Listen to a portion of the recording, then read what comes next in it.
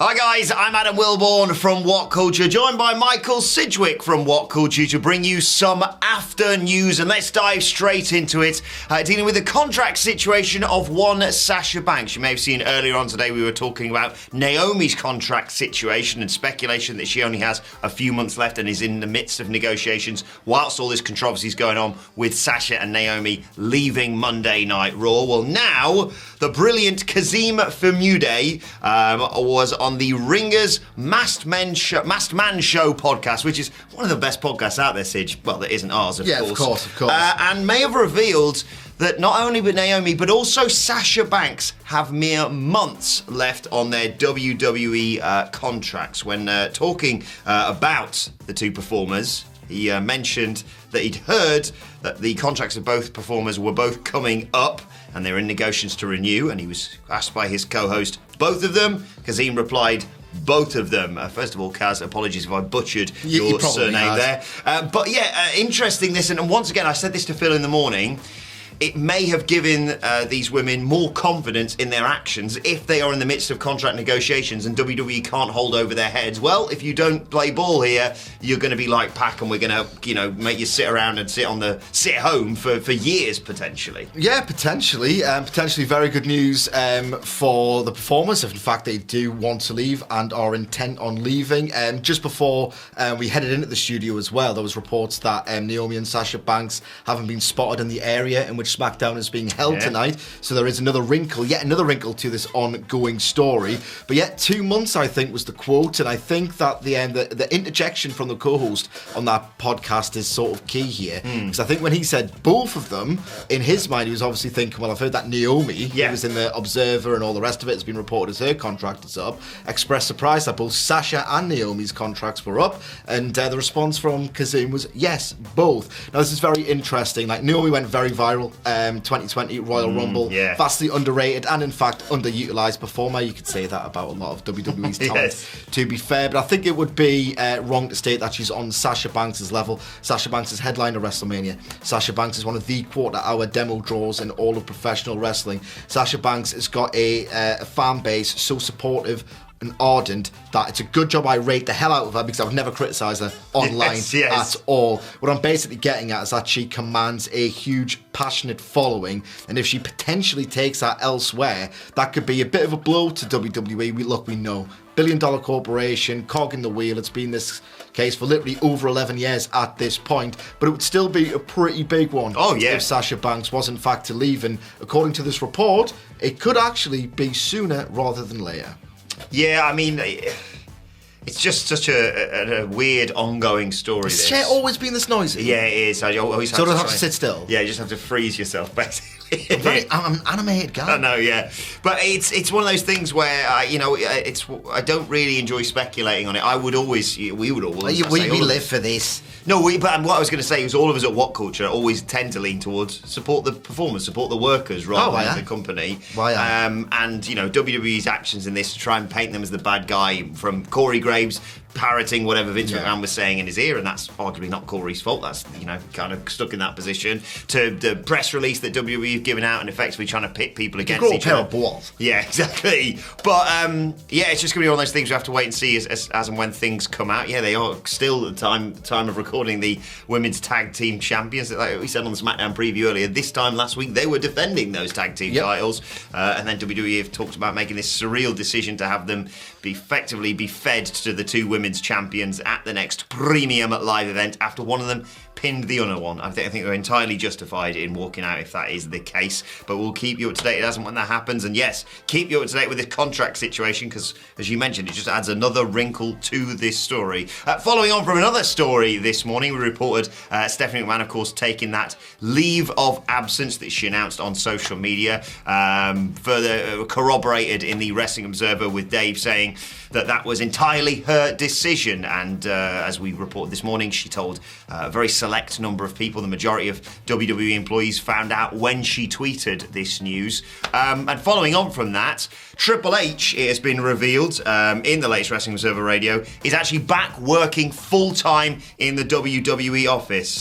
Dave writes, Triple H is back in the WWE office full-time now. There is no time frame for Stephanie McMahon to return, but she is returning. We also mentioned earlier that Brandon Thurston had seemed to suggest that it will be Nick Khan taking over Stephanie's role while she has taken this indefinite leave of absence. And we wholeheartedly support her with that. You know, I've said in the news this morning, Sige, that we can put our personal opinions about her to one side. I think it's completely correct that it should be normalised doing something like this. Taking time out for yourself or your family or whatever it may be. Yes, absolutely. Just a little word on Triple H, of course. He had that leave that started in, September 2021, I believe it was, after that cardiac event, which was a lot more serious than we first maybe realised. He is WWE's Executive Vice President for Global Talent Strategy and Development, obviously heavily involved in NXT.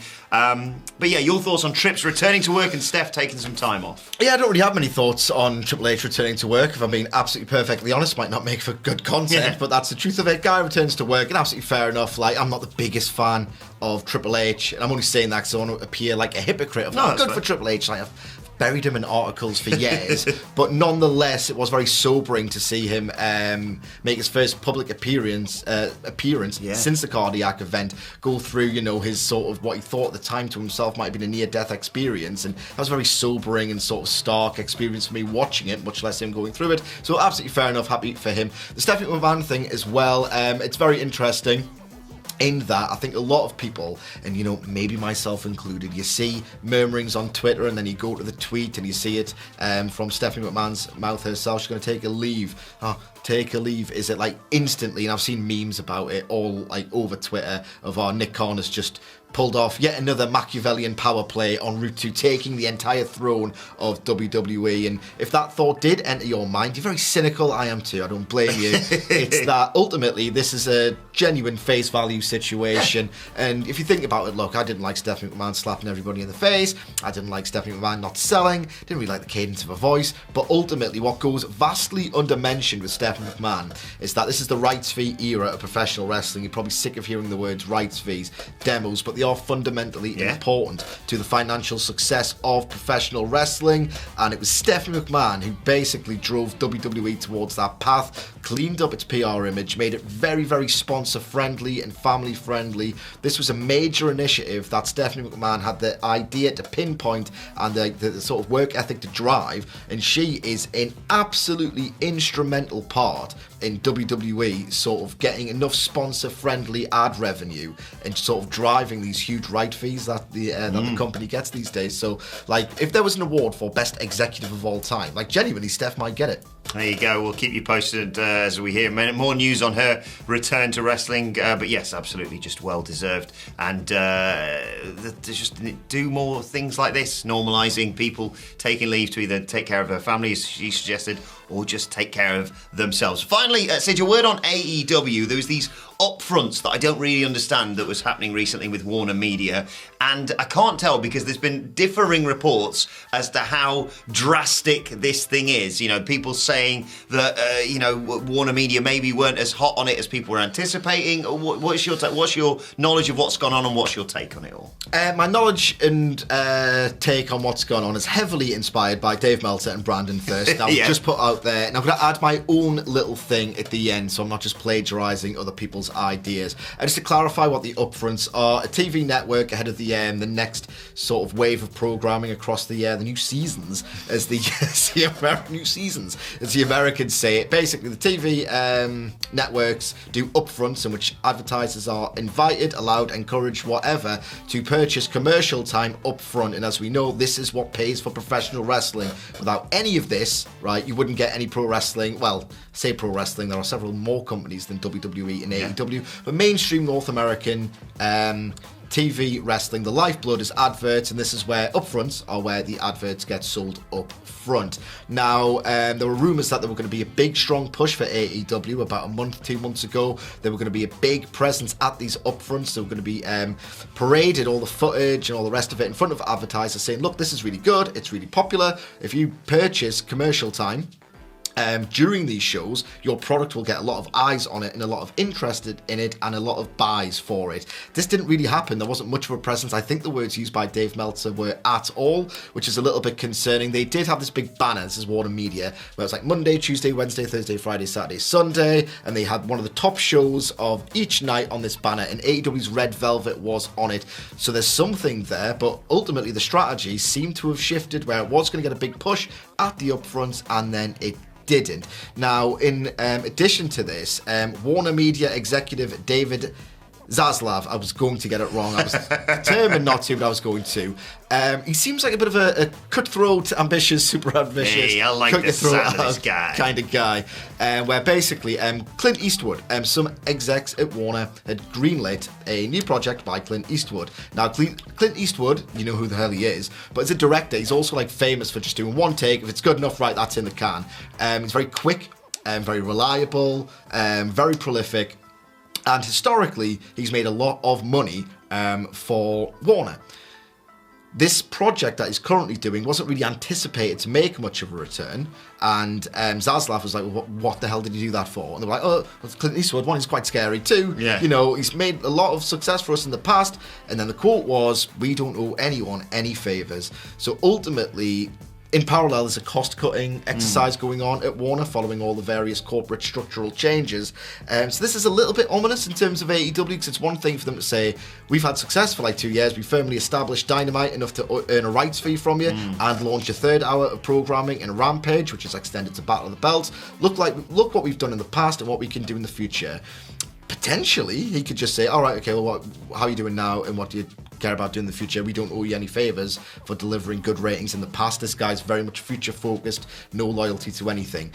If you're getting alarmed as an AEW fan, and I'm a big proponent of AEW, as a critic, I think what they do is brilliant. You wrote a book about them, didn't you? I did. It's Becoming All Elite, and you can purchase it on Amazon. That is Becoming All Elite, The Rise of AEW. Yeah, if you're worried about this at all, I kind of got a little bit of I don't like reading this stuff. Bear in mind that another hugely prominent voice in wrestling economics, Brandon Thurston of WrestleNomics, he is so under the belief that Warner is 100% behind AEW that he believes they actually already own a minority stake in the promotion. Wow. Therefore, they aren't really going to go anywhere, and he expects them to handily increase their rights fees when they are renegotiated, I believe, at the end of the year. I'm not a big economics guy, but if I had anything to say that's directly my own, I would say that maybe, just maybe, they didn't get a big sort of presence at the upfronts because they already sort of expect AEW to sell enough without the big push, and maybe